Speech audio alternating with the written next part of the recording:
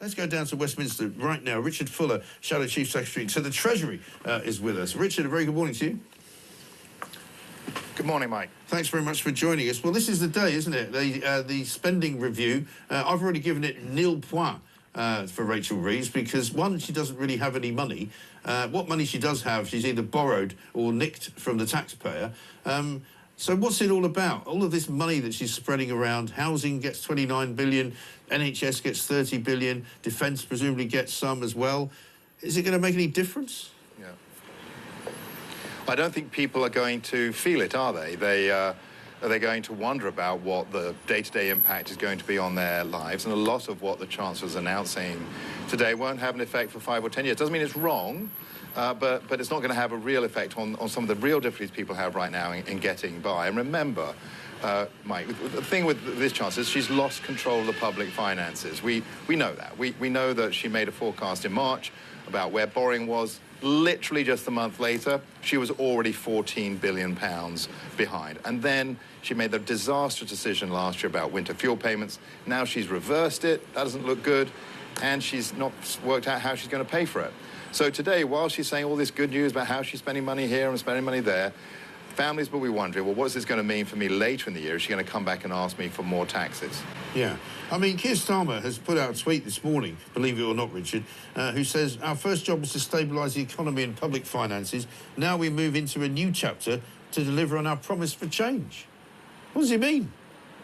Well, well, I know maybe he thinks he controls the world, you know. I mean, maybe he thinks that the world moves and bends to his instruction. But you and I know, your listeners know, that the people who make this economy grow are the people who get up every morning and go to work and work hard, people who start a business.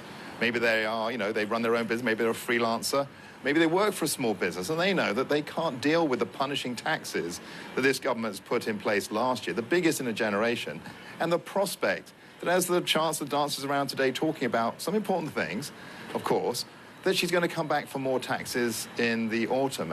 And even the Institute for Fiscal Studies say that it's more than a 50-50 chance she's going to do that. I mean, I think the Prime Minister needs to have a dose of reality about his own powers. If you take even the waste of money that he's put for this Chagos deal, that was supposed to placate the UN, and now the UN are kicking off again. So he's not a good negotiator. He isn't good at setting the tone for the country, and he certainly isn't the person you can trust to look after the public finances. And let me ask you about this housing money. What do you think they're going to spend that on? And given the story in the Telegraph this morning that basically £3.6 billion is spent every year in London to house people who have been born outside of Britain, 48% of houses occupied by foreign-born heads of the household, from 2021 census figures these are, so I imagine that's bigger.